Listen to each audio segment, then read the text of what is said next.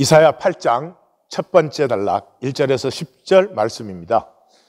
멸망은 본질을 보지 못하는 것, 본질을 보지 못하면 세상에 종노릇을 합니다. 먼저 1절에서 4절을 봅니다. 1절에서 4절은 1인칭 서술로 되어 있습니다. 두 번째 단락도 1인칭 서술로 되어 있죠. 5절에 너희가 거부한 징조를 너희와 너희의 자녀들이 반드시 만난다. 이것이 이 1절에서 4절의 주제죠. 1절 여호와께서 내게 이르시되 너는 큰 서판 길라이온 그런 단어인데요. 이게 뭐 나무판일 수도 있고 토기판, 흙판일 수도 있고 가죽일 수도 있고 그건 중요하지 않습니다. 하여튼 큰, 그래서 누구든지 잘 볼 수 있는 그 서판 위에 통용 문자 엔노우스 그런 단어인데 뭐 통용 문자 그러니까 그러지만 모두가 알아볼 수 있는 말, 모두가 알 수 있는 말로 마할살렐 하스바스 우리 그렇게 표현했는데 마헬살렐 하시바스 라고 쓰라고 했습니다. 이 마헬살렐 하스바스는 뭐 글자 그대로 하면은 날랜 노획물 급한 먹잇감, swift is booty, speed is prey. 예, 그러니까 이 노략질을 당하는 일이 인생 문 앞에 다다랐다. 뭐 그런 뜻입니다. 2절 내가 진실한 증인 제사장 우리야와 예베레기야의 아들 스가라를 불러. 그러니까 성경에서는 이렇게 그 조상이 소개되는 건 굉장히 의미 있는 일입니다. 그러니까 예수님은 13대씩 3번 42대가 소개되고 그 다음 중요한 사람이 에스라죠. 에스라는 뭐 16대인가 이렇게 소개가 됩니다. 그러니까 여기에서도 한 사람은 직분으로 소개돼요. 제사장 우리야. 그리고 이 스가라는 예베레기야의 아들, 그렇게 해서 아버지가 소개돼요. 그러니까 성경에서는 스가라에 더 방점을 두고 있는 거예요. 근데 요즘은 현대는 안 그러죠. 그죠? 직분으로 합니다. 뭐 장관이냐 뭐냐 누구의 아들이냐 이게 별로 이 상관이 없죠. 그런데 그 가문에서 내려오는 보이지 않는 흐름을 성경은 중요하게 생각하는 것입니다. 여기서 우리가 알다시피 제사장 우리야는 열왕기하 16장에 보면은 아람 제단을 아하스가 본땄을 때 그걸 제작한 제사장이고요.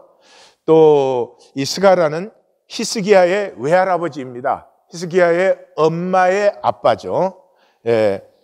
정은하게 하리라 하더니, 그러니까 여기서 첫 번째 분명하게 이중 증거를 세웠어요. 서판에 기록하는데 그거를 두 정인을 세워서 기록했고, 그 다음에 이제 밑에서 아들이 나옵니다. 이 아들이 역시 징조로서, 이 시대를 향한 징조로서 주어진 아들이에요.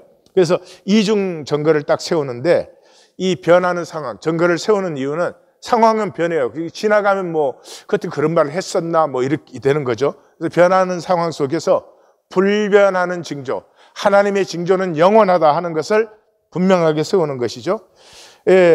많은 분들이 우리야는 그 좋지 않은 제사장인데 어떻게 진실한가 그러는데, 그게 진실한 증인이에요. 왜냐 그러면 우리야는 아하스 측 사람이에요. 그리고 스가라는 뭐 짐작컨대 그 흐름을 보면 이사야를 따르는 사람, 이사야의 제자였겠죠. 그래서 그 스가라의 딸이 히스기야의 엄마가 되고 그 영향력이 흘러서 히스기야가 남은 자, 거룩한 씨가 되는 것이죠. 그래서 그 16절에 가면은 이 서판을 내 제자들 가운데서 봉함하라 이렇게 나옵니다. 그러니까 그것을 보아도 스가라는 이사야의 제자 또는 뭐 우리말로 하면 일반적으로는 그렇게 불러요. 아이제야 스쿨, 이사야 학파에 속한 사람, 그래서 제자라는 말이 제가 볼 땐 제일 정확합니다. 그런데 이 본문에서는 설명이 따로 없어요. 내가 뭐 때문에 이렇게 서판에다 쓰라고 한다 그런 설명 안 하시잖아요. 그 말은 뭐예요? 이미 앞에서 말한 것이다. 말한 것이 계속되고 있는 것이죠. 앞에서 말한 게 뭐예요? 심판과 남은 자죠. 심판이 임하고 그 심판 후에 남은 자가 남게 된다 하는 것이죠. 3절에서 내가 내 아내를 가까이 하매 그가 임신하여 아들을 낳은지라. 거기 내 아내라는 단어가 네비야 그래서 여선지자라는 prophetess, 여선지자라는 뜻이에요. 그래서 뭐 많은 분들이 이 이사야의 아내도 선지자였을 것이다. 훌다와 같은 여선지가 있었잖아요. 예, 그런 것은 성경을 좀 이렇게 이렇게 자연스럽게 읽지를 못해서 그래요.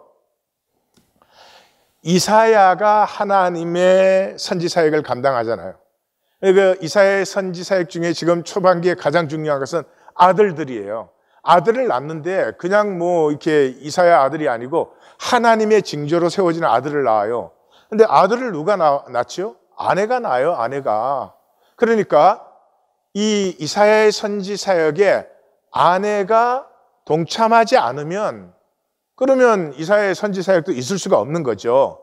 그러니까 이 여선지자로 뭐 특별히 했던 게 아니라 그 징조를 받은 이사야를 받아들여서 아들을 낳는 이 아내를 내 아내지만 선지 사역의 파트너로, 동역자로 지금 이사야는 그렇게 부르는 것이, 이게 저는 당연한 것이라고 생각합니다. 저도 제 아내나 우리 교회 안에서 제가 혼자는 사역을 못하죠. 예, 성도님들이 말씀을 들어주시고 말씀을 따라주시니까 제가 말씀 선포할 수 있지. 제가 아무리 말씀을 선포해야 저 무슨 말이냐, 저 뭐 알아듣지도 못할 말을 저러냐. 실제로 제 말씀은 못 알아듣는 사람이 많습니다. 그러면 제 사역이 될 수가 없죠. 그러니까 저는 뭐 제 아내도 그렇고 우리 하나님교회에서 제 사역이 가능하게끔 이렇게 함께 해주는 성도님들이 저와 똑같은 동역자라고 저는 생각을 합니다. 그런 의미예요. 그래서 가까이 함에 카레이브 한 뜻이에요. 그런 단어인데, 뭐 제가 설명 안 해도 알겠지만 이것은 성적 관계를 얘기하는 거죠. 그가 임신하여 아들을 낳은지라. 그래서 똑같은 단어가 창세기 20장 4절에서는 아브라함이 아비멜렉에게 자기 아내를 누이라고 속여서 했는데 그 하나님이 나타나셔서 아비멜렉에게 그 여인을 가까이 하지 말라. 그럴 때 똑같은 단어예요. 그리고 레위기에 들어가면 건친상간, 동물과 하는 수간, 또 신랑 신부의 초야의 관계를 설명할 때 전부 가레이브. 그러니까 이 성적인 단어다 하는 것이에요. 자, 여호와께서 내게 이르시되 그의 이름을 마헬살렐 하시바스라 하라. 그러니까 지금 아들을 낳으라는 얘기는 이사야에게 안 했어요. 그죠? 서판에 쓰라고 했죠.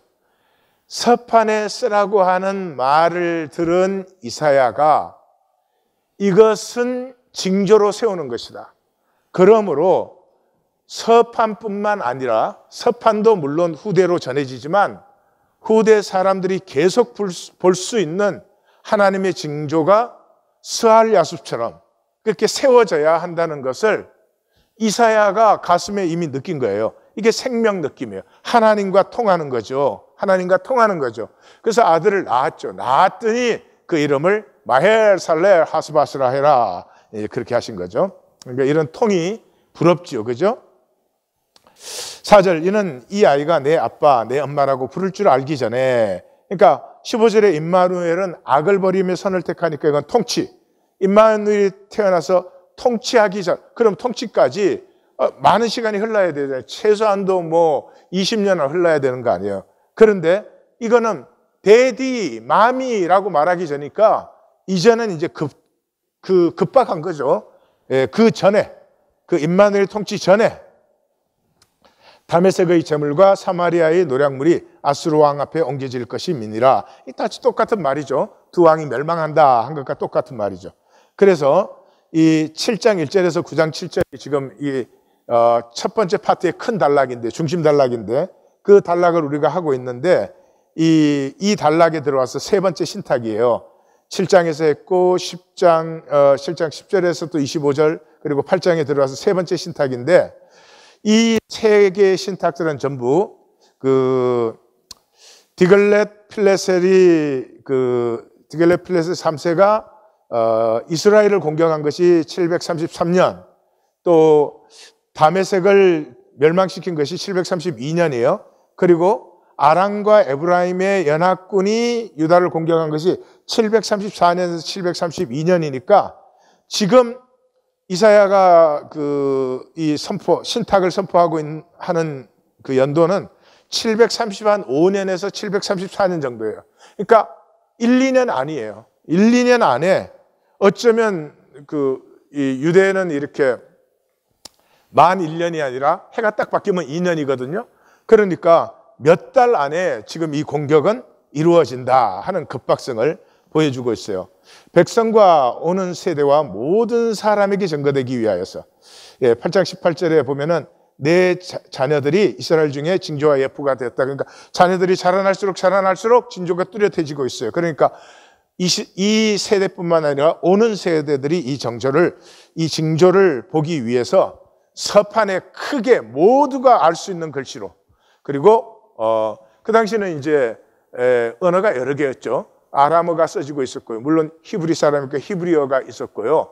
그 다음에 이제 아시리아의 영향력이 컸기 때문에 아시리아 문자도 있고 그랬는데 전부가 다 알아볼 수 있는 문자로 쓰라 하면은 그 당시에 가장 일반적인 언어는 사실은 아람어였습니다. 일반인들이 쓰는 것, 말로만 쓰는 것은. 히브리어만 해도 이렇게 이사야처럼 교육받고 어떤 종교적인 것에 연결될 사람들이 주로 썼던 것이니까요. 두 번째 단락 5절에서 8절 언약의 섭리, 그 깊은 흐름을 못 보는 백성. 여기가 이제 재밌는 부분인데요. 여호와께서 다시 내게 말씀하여 이르시되, 다시 말씀하십니다. 6절에 이 백성이, 그러니까 이때까지는 아하스에게 얘기했는데 이제는 백성에게 얘기를 합니다. 이 백성이란 말이 계속 나와요. 8장 6절, 11절, 12절, 19절. 그 다음에 그들이라는 대명사로 15, 19, 21, 22. 우리는 번역을 크리하게 안 해놨어요. 그런데 이 백성이란 말은 그냥 이 백성이 아니고요. 언약 관계를 얘기해요. 1장 시작하자마자 나의 백성은 알지 못하고 깨닫지 못한다. 그래서 나와 언약의 관계에 있는 백성이에요. 그런데 이 백성이 뭘 하느냐? 천천히 흐르는 실로아 물을 버리고 르신과 르말리아의 아들을 기뻐하느니라. 자, 그리고 7절에서 그러므로 우리는 뺐지만 보라라는 단어가 거기 있습니다. 보라, 주 내가 흉용하고 창이란 큰 하수 곧 아수르 왕과 그들을 뒤엎을 것이라.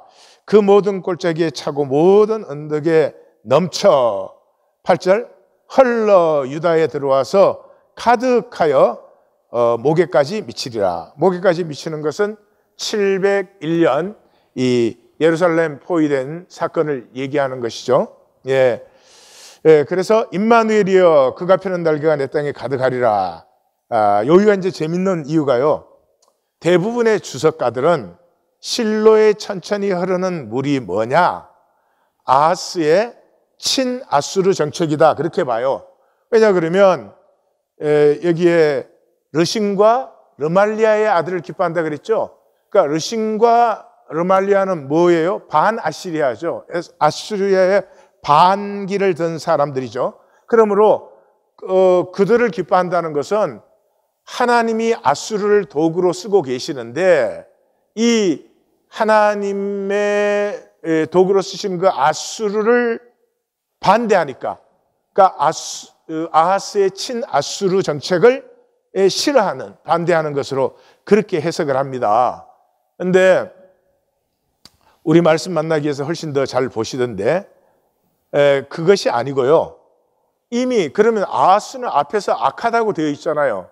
그런데 그렇게 해석하면 여기는 아하스가 하나님의 뜻을 따르는 사람이 되어버리잖아요.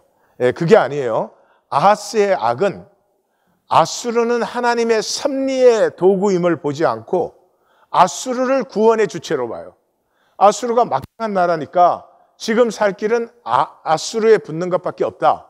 이렇게 보는 것이지 그 아수르를 뒤에서 사실은 들어 쓰시는 분은 여호와 하나님이다 하는 건 못 보고 있는 거예요. 그래서 734년에서 이제 732년까지 이 아람과 에브라임 연합군이 유다를 공격하는데 첫 번째는 그 아람의 르신이 요단 동편과 에돔을 점령을 해요. 그래서 에돔은 유다의 속국이었는데 그걸 자유케 해서 오히려 에돔이 이제 유다 남쪽을 공격하게 되고요. 남쪽으로 가서 엘라까지 점령해요. 이게 이제 열왕기하 16장 대하 28장에 나와 있어요. 그리고 이스라엘의 베가는 유다 본토를 공격해요. 근데 우시야 때 이 굉장히 강한 요새들을 세웠기 때문에 이것이 뭐 지금이라고 무너진 게 아니어서 실패를 합니다. 그런데 에돔은 남쪽에서 공격하죠. 블레셋은 이제 이때다 그러고 우시야 때 빼앗겼던 영토를 이제 다 회복하고 있죠. 그러니까 아수르가 보니까 지금 답답하죠. 에덴 동편과 남쪽은 이미 그리고 서쪽 블레셋까지 유다가 완전히 포위되어 버린 거예요. 그렇죠. 일단 뭐 베가는 예루살렘을 향해서 공격에 들어오고 있죠. 이제 조금 있으면 동쪽 남쪽에서도 예루살렘을 향해서 치고 들어올 것이죠. 그러니까 아하스가 굉장히 지금 답답한 상황은 분명히 상황입니다. 그런데 성경은 상황이 어려울 때 상황에 더 집착을 해가지고 늪에 빠졌다 이렇게 얘기를 하고 있어요. 그러니 참 이게 우리가 항상 하는 일인데도 보기에 답답합니다. 대하 28장 22절에 보면 이 아하스 왕이 공고할 때에 더욱 여호와께 범죄하여. 그 이상하죠? 우리가 돈 때문에 문제가 있어요. 그러면은 하나님에게 돈 때문에 문제가 생겼잖아요. 그럼 하나님 앞에 먼저 중심을, 그게 당연하죠. 근데 안 그래요. 돈 때문에 공고한 사람이 돈에 더 집착하고 매달려요. 그래서 결국은 하나님도 돈도 다 놓치는 거죠. 이 참 역설적인 일이요. 그리고는 그 자기를 친 다메섹 신들에게 제사하여 이르되 아람 왕들의 신들이 그를 도왔으니 나도 그 신에게 제사하여 나를 돕게 하리라 했으니 그 신이 아하스와 온 이스라엘을 망하게 하였다. 자, 이제 여기서 우리 성도님들이 성경을 읽으시면 성경은 역사 기록이 아닙니다. 그래서 순서대로 기록이 아닐 때가 많아요. 그러니까 열왕기하 16장을 읽으면 이 아람과 에브라임 연합군이 침공을 하고 그래서 아하스가 아수르에 요청을 하고 아수르 왕이 들어와서 러신을 죽입니다. 죽이는 얘기가 나오고 그 다음에 제단을 본뜨는 얘기가 나와요. 그래서 아니 이 아람 왕은 멸망해서 죽었는데 왜 그 아람 제단을 본뜨나 이제 그런 질문이 생기죠. 근데 이 기록은 순서적 기록이 아니라 병행 기록이에요. 그러니까 아람과 에브라임 연합군이 침략하고 아수르의 도움을 요청하고 그 다음에 그래서 바로 아수르가 들어온 건 아니거든요. 그러니까 우리 기록에는 그렇게 바로바로 들어온 것 같잖아요. 그리고 아수르가 들어온 것도 아하스가 요청해서 들어온 게 아니고 앞에서 보았죠? 아수르 자신이 이 종주권 회복을 위해서 이미 침략하고 있는 상태이기 때문에 들어왔어요. 그러고 있는 와중에 이 디글렛 빌레셀 3세를 만나기 위해서 아하스가 다메섹으로 갔다가 거기에서 제단을 본뜨게 되는 거예요. 그러므로 이게 서로가 병행 사건을 얘기하고 있지 순서가 아닙니다. 그 다음에 왜 그럼 강력한 아수르 신을 데리고 오지 왜 겨우 아람 신 데리고 오느냐? 예, 그거는 이 북왕국에 이 아수르 신을 데리고 와봐야 이 북왕국의 이 사람들한테는 아수르 신은 의미가 없어요. 이름만 들었지 그 모르죠. 근데 이 사람들에게 의미가 있는 신은 누구예요? 예, 그 가나안 신이에요. 가나안의 대표적인 신이 뭐예요? 바알과 아세라 이런 것들이에요. 그러므로 이걸 제시했을 때 국민들에게 영향력이 있어야 되니까 아람 제단을 본다고 아람 신을 불러들인 거예요. 그 뭐 이미 그 전에도 아람 신을 또 불러들이고 또 개혁했다가 또 불러들이고 그런 과정이 있었잖아요. 그래서 열왕기하 16장 7절에 보면 아하스가 아수르 왕 드갈라필레셀에게 사자를 보내어 이르되 나는 왕의 신복이요 왕의 아들이라 이제 아람 왕과 이스라엘 왕이 나를 치니 청하건대 올라와 나를 그 손에 구원하소서 하는 이 요청이 이 734년에 연합군 침공이 시작됐으니까 733년쯤이 될 것으로 생각됩니다. 그리고 망하는 건 732년이거든요. 예, 그러니까 그 사이에 일어나는 일들을 성경이 적어서 그런 거지 순서가 아니에요. 그러나 결론은 우리가 알죠. 역대하 28장 20절에 보면 아수르 왕 디글랏 필레셀이 그에게 이르렀으나 돕지 아니하고 오히려 그를 공격하였다. 돕기는 뭘 도와요? 그것 때문에 결국은 예루살렘만 남고 다 포위되게 되죠. 그래서 아하스의 악은 뭐였죠? 이 아수르가 강자라는 건 맞지만 이게 하나님의 섭리라는 건 못 보고 아수르를 구원의 주체로 보았어요. 이게 아하스의 악이에요. 이 백성의 악은 뭐예요? 르신과 르말리아의 아들을 기뻐한 것이에요. 그러니까 르신과 르말리아의 아들을 기뻐했다는 것은 반아수르 정책을 좋아한 거예요. 왜? 반아수르 정책은 왜 좋아해요? 경제적 이익이죠. 이 아수르 때문에 엄청나게 끌고 모아가지고 갖다 바쳤잖아요. 그러니까 하여튼 반아수르 하면 당장에 경제적 이익이 생기니까. 그래서 아람과 에브라임 연합군이 내려왔을 때 유다를 침략하자가 아니잖아요. 다부엘의 아들을 세우자, 정권을 바꾸자는 거예요. 그래서 아하스를 왕위에서 내려치고 다부엘의 아들을 세우려고 하는 이런 친아수르 정책을, 아하스의 친아수르 정책을 반대한 것이죠. 그러니까 여기 보시는지 모르겠지만 아하스는 아수르가 최강 파워라는 현상만 봤어요. 이 백성은 아수르가 들어오면 돈 뺏긴다는 것만 봤어요. 그런데 아하스도 아니고 이 백성도 아니고 이리 보나 저리 보나 건다 이 현상만 보는 거예요. 진보냐 보수냐 그 다 현상뿐이에요. 태극기 부대냐 촛불 부대냐 그건 다 현상만 보는 사람들이죠. 본질을 보는 사람은 뭐예요?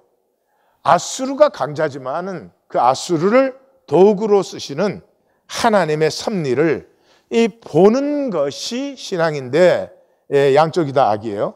그래서 실로아에 천천히 흐른다 하는 것은 gently 흐르는 물을 버리고 그랬어요. 그런데 여기에 실로아에 천천히 흐르는 물을 많은 사람들이 히스기야 터널의 그 수로로 생각하는데 그건 아니죠. 말이 안 되죠. 아직 히스기야는 왕에 오르지도 않았는데 그리고 그 천천히 흐르는 물이라고 할 때 그 대양에 있는 깊은 물 그런 걸 상상하시면 좀 비슷할 것 같아요. 하나님의 깊은 섭리, 하나님의 깊은 섭리예요. 그러니까 함부로 움직이는 게 아니죠. 그러니까 이 언약의 무지한 백성은 눈앞에 계산밖에 없어요. 눈앞에 이익. 지금 아수르 때문에 돈 뺏기고 있다 뭐 이런 거. 야 아수르 왜 뭐 누가 당하겠느냐 뭐 이런 거밖에 못 보는 거죠. 여기서 그 표현을 실로아는 실로예요. 이 말이 이제 시대에 따라서 발음이 조금씩 변하지 않아요? 그러니까 우리가 흔히 알기로는 실로예요. 실로는 이스라엘의 첫 수도였습니다. 제가 간단한 도표를 그렸지만은 그 17세기에서 16세기는 족장시대고요. 그 다음에 한 400년간 애굽에서 종노릇을 했죠. 그 다음에 그 13세기 말 그때 출애굽을 했고 200년 동안의 사사시대와 이제 왕국 시대로 들었습니다.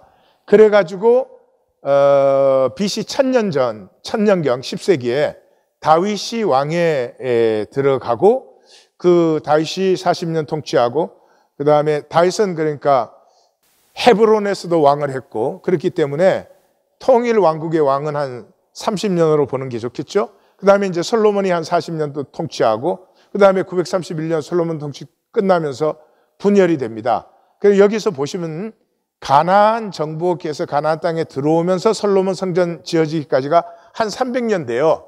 300년 됐는데 요 300년 동안에 이스라엘의 수도는 실로였어요. 실로에 하나님의 성막이 있었습니다. 그래서 이 실로는 신라라는 단어에서 나오는데 신라는 평강, 안식 그런 뜻이에요. 그래서 사사기 21장 19절에도 보라 베델 북쪽 르보나 남쪽의 베델에서 세겜으로 올라가는 큰 길 동쪽 실로에 매년 여호와의 명절이 있었다. 그 말은 매년 그곳에서 유월절을 지냈다는 거죠.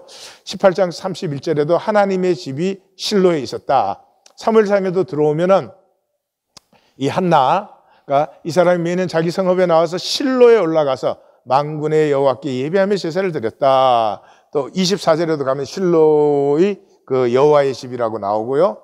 그리고 이 실로가 이제 언제 파괴되느냐 그러면 아벡 전투예요. 아시죠? 엘리의 그 아주 대먹지 못한 두 아들들이 홈느와 비느하스가 그 언약궤를 가지고 아벡 전투에 나갔다 그 언약궤도 뺏기고 전사하고 다 죽죠. 그때 실로가 파괴가 되었습니다. 그러니까 언약궤 빼앗고 블레셋이 그냥 싹 물러간 게 아니고 실로에 들어와서 실로를 파괴했죠. 그래서 이때부터 언약궤는 블레셋의 아스도드에 갔다가 계속 막 이상한 일들이 일어나니까 가드 에그론을 거쳐서 결국은 벳세메스로 돌려보내죠. 근데 벳세메스 사람들이 이 언약궤를 그냥 들여다봤거든요. 이게 돌아오니까. 그랬다가 많이 죽었죠.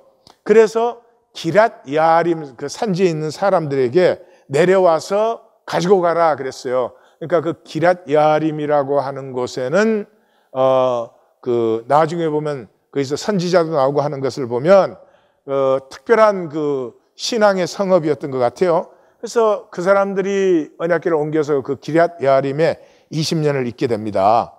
그래서 이 아벡 전투 끝나고 나서 사무엘상 4장 22절을 보면 또 이르기를 하나님의 궤를 빼앗겼으므로 영광이 이스라엘에게서 떠났다. 이 똑같은 말이 에스겔서에 나오는 걸 아시는지 모르겠는데, 그래서 실로의 성막과 솔로몬의 성전, 이 이사야 선지자가 지금 실로아에 천천히 흐르는 물을 할 때는 그 선지자들의 가슴에는 실로의 시대에는 이 하나님의 가슴에 품은 그 생명의 물결이 살아있을 때예요. 여호수아로부터 시작돼서 사사 시대는 타락했지만 사사들은 하나님이 함께 하시는 임마누엘의 사람들이었다. 우리 나누었죠. 그 다음에 한나, 사무엘을 거쳐서 다윗까지. 이게 실로 시대거든요. 그러니까 이 시대에는 그래도 하나님의 언약을 그 가슴에 품은 그 물결이 흐르고 있는 때예요. 이게 뭐 솔로몬 성전 때부터는 완전히 종교로 나가는 거죠. 그래서 예레미야 선지자도 7장 12절에 너희는 내가 처음으로 내 이름을 둔 처소 실로에 가서 내 백성 이스라엘의 악에 대하여 내가 어떻게 행하였는지 보라. 다시 말해서 그 거짓 선지자와 백성들이 여호와의 성전이 여기 있는데 왜 무너지냐? 여호와가 우리를 지키신다 그러니까 여호와의 성막 실로도 백성이 썩었을 때 다 버리지 않았느냐? 이 성전도 버린다. 그랬더니 막 내가 반드시 죽어야 하리라 이러면서 예레미야를 죽이려고 했죠. 이 실로에 대해서 제일 중요한 것은 창세기 49장 10절이에요. 규라고 하는 것은 통치 지팡이, 유다를 떠나지 아니하며 통치자의 지팡이가 그 발 사이에서 떠나지 아니하기를 실로가 오시기까지 이르리니 그에게 모든 백성이 복종하리로다. 이게 갑자기 이제 실로가 지명 이름인데 왜 갑자기 실로가 오시기까지 이러냐? 그런 사람은 성경을 눈 감고 읽은 것이죠. 실로는 항상 하나님의 임재였어요. 하나님의 임재. 하나님의 임재가 뭐죠? 임마누엘이죠. 그러죠? 임마누엘이죠. 그러죠? 그 임마누엘은 뭐예요? 하나님의 통치. 하나님이 함께 하시면 하나님 다스리시죠. 그러면 그 섭리의 역사를 얘기하는 거예요.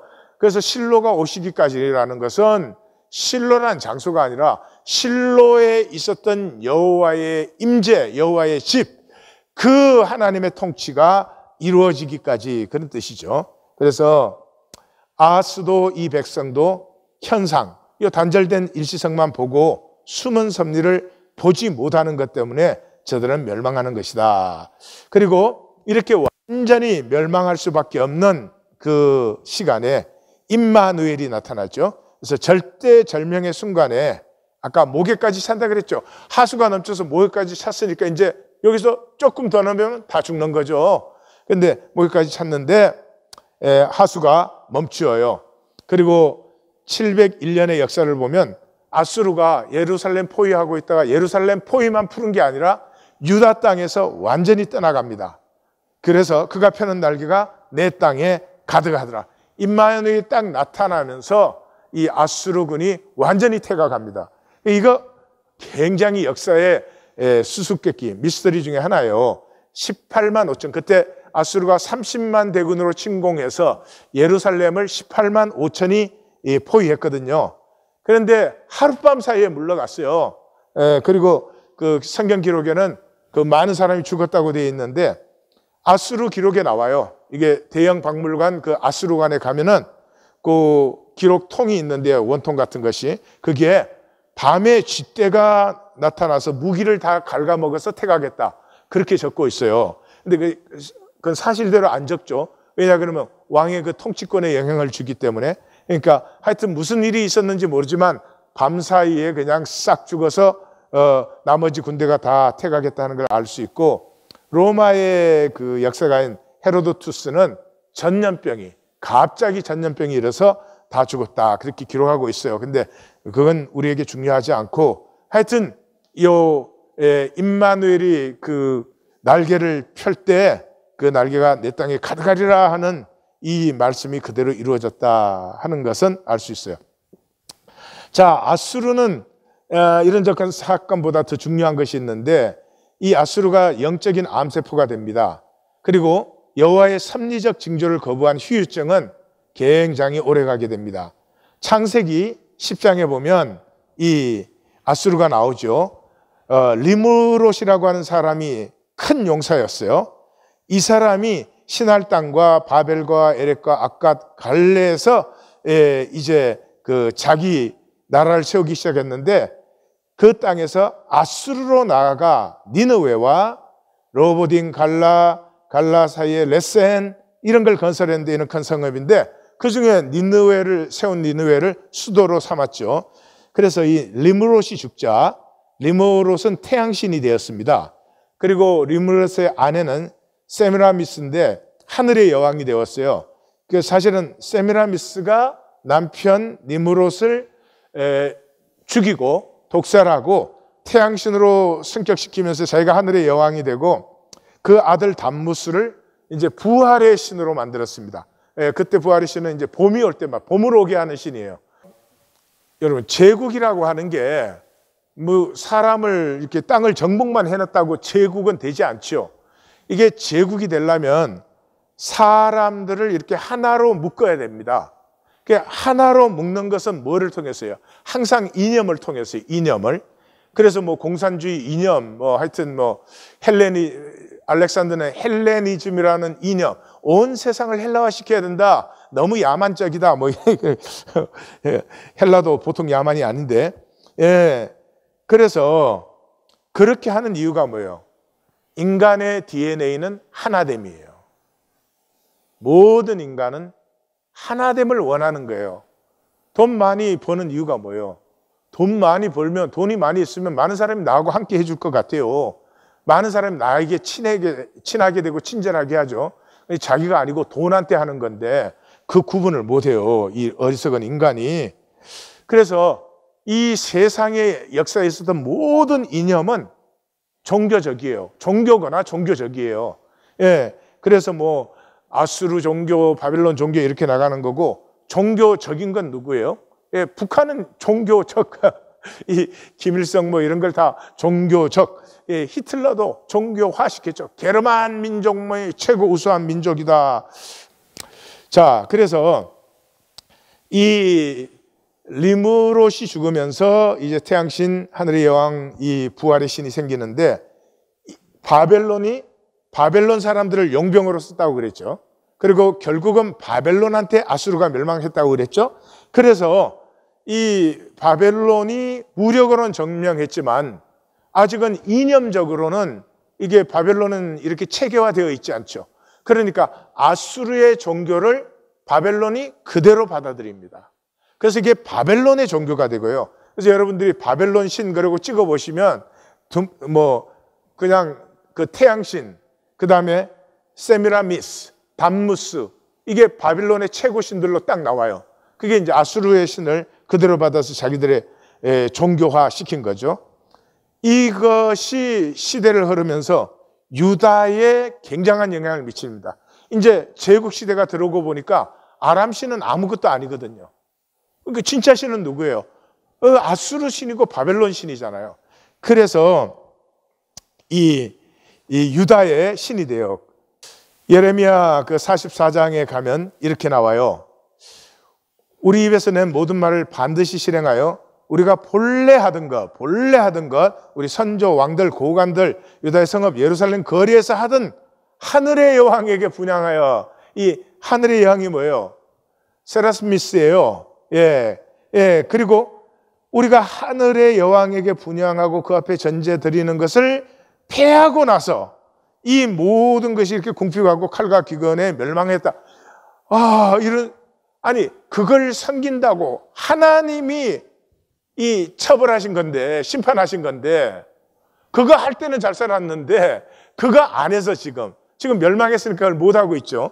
그걸 안 해서 멸망을 했다고 이런 답답할 일이 있어요. 그래서 여인들은 이르되 우리가 하늘의 여왕에게 분향하고 그 앞에 전제를 드릴 때 우리가 어찌 남편 허락 없이, 남편 몰래 어떻게 했겠느냐, 남편이 다 알지만 같이 한 거다, 뭐 이런 거죠. 특별히 에스겔서에 가면은 8장 14에 그가 또 나를 데리고 여호와의 전으로 들어가는 북문에 이르시기로 보니 거기 여인들이 앉아 담무스를 위하여, 담무스? 세라스미스의 아들 부활의 신 담무스를 위하여서 애곡을 하고 있는데 하나님이 내가 더 큰 가증한 일을 보리라 하고 여호와의 성전 안뜰로 들어가서 성전 문 곧 현관과 제단 사이에 약 25명이 여호와의 성전을 등지고 동쪽으로 향하여 동쪽 태양에게, 태양신이 누구죠? 니므롯 태양신에게 경배하고 있었습니다. 그러니까 이 예루살렘이 멸망할 때에는 이 하나님의 성전이 하나님의 성전과 아무 상관이 없는 이 힘 있는 신들은 거기에다 다 끌어다 들여놓고 사람들이 다 자기 섬기고 싶은 신 앞에 그런 우상 숭배를 하고 있었습니다. 그래서 이 바벨론 종교를 이어받은 로마 종교가 황제를 신으로, 리므롯이 신이 된 것처럼 황제를 신이라고 하는 것이 이제 본격화 돼버린 거죠. 그래서 베드로전서 5장 13절에 보시면 택하심을 함께 받은 바벨론에 있는 교회가 너희에게 문안하고 내 아들 마가도 그러하다. 바벨론이라고 해요, 로마를. 그리고 또 계시록에도 보면은 이 로마의 멸망, 세상의 멸망을 화이뚜다 큰 성 견고한 성 바벨론이여 내 심판이 이르렀다. 하나님 센 천사가 큰 맷돌 같은 돌을 던져 바다에 던져 이르되 큰 성 바벨론이 이같이 비참하게 던져 결코 다시 보이지 않는다. 그러니까 세상은 현상을 보니까 바벨론이 페르시아가 되고 페르시아가 헬라가 되고 헬라가 로마가 되었네 이러고 있을지 모르지만 성경의 영적 그 관점에서는 지금 바벨론이 계속되고 있는 거예요. 아수르로부터 이 태양신과 하늘 여왕과 부활의 신을 받은 이 바벨론의 신이 계속되고 있다 이 말이죠. 그런데 제가 이것을 나누는 것은 컨스탄틴은 306년에서 337년 로마 황제였는데 컨스탄틴 기독교가 이 기독교와 바벨론 종교를 혼합시켰어요. 313년에 그 밀란 칙령이 있었는데 이 밀란 칙령이라고 하는 것은 기독교를 예수를 유일한 구원자로 선포하거나 그런 건 아니고요. 그때까지는 기독교가 핍박을 받고 있었어요. 근데 다른 종교와 똑같이 인정한다 그런 것이었어요. 그러니까 이걸 신앙 고백이 절대로 아니에요. 나는 왜 기독교가 자꾸 컨스탄틴이 신앙 고백을 한 것으로 얘기하는 건지 그것도 벌써 수상한 일이에요. 그리고 이제 니케아 공회가 이 공회가 1차 공회인데요. 이때로부터 이제 공회가 계속 모입니다. 이 니케아 공회에서 모여갖고 한 것이 첫 번째는 부활절을 제정했어요. 그 전까지 사도 시대는 부활절이 없었어요. 매일매일이 주님이 날이고 매일매일이 부활하신 주님으로 사는 날이지 부활절은 없었어요. 그 다음에 이제 삼위일체를 결정했어요.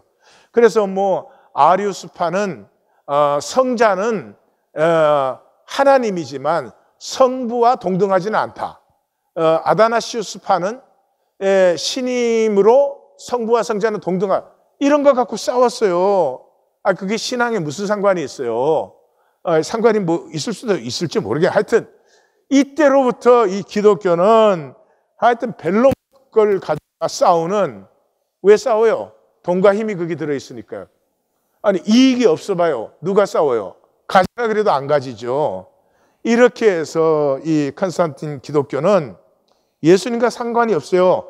그래서 컨스탄틴은 태양신을 숭배하던 사람이었기 때문에 그 밀란 칙령을 내리고 콘스탄티노플로 수도를 옮기고 난 다음에 동전을 만들었는데 그 동전에는 태양신을 새겼어요. 예수님이 아니고.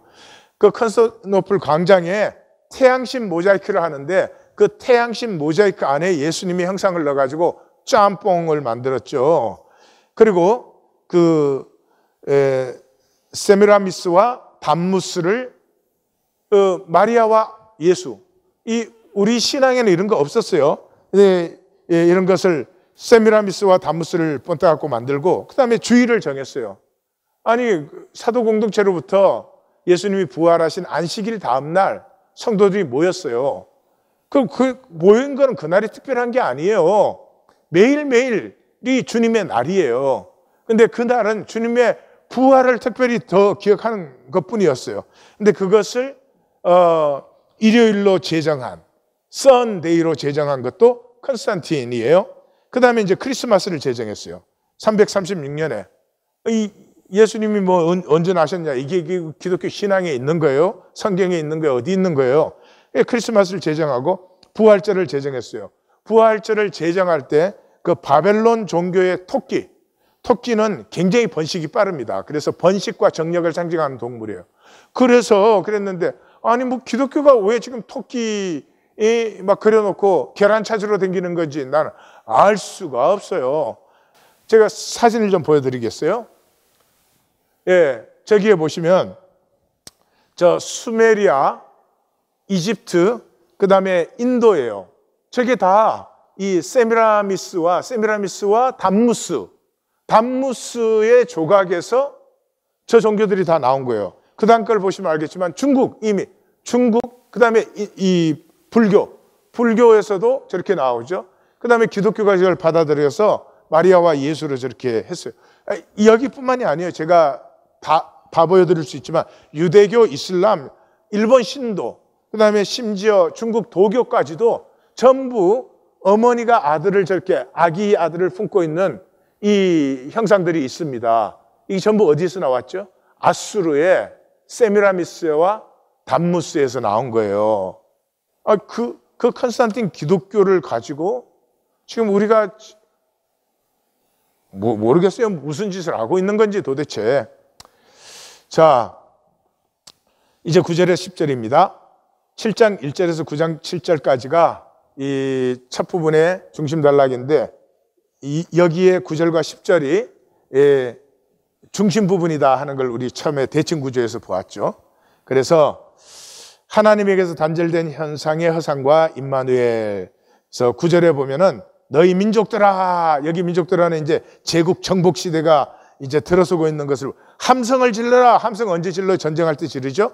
그러나 끝내 패망하니라. 예. 하지만 끝내 패망해요.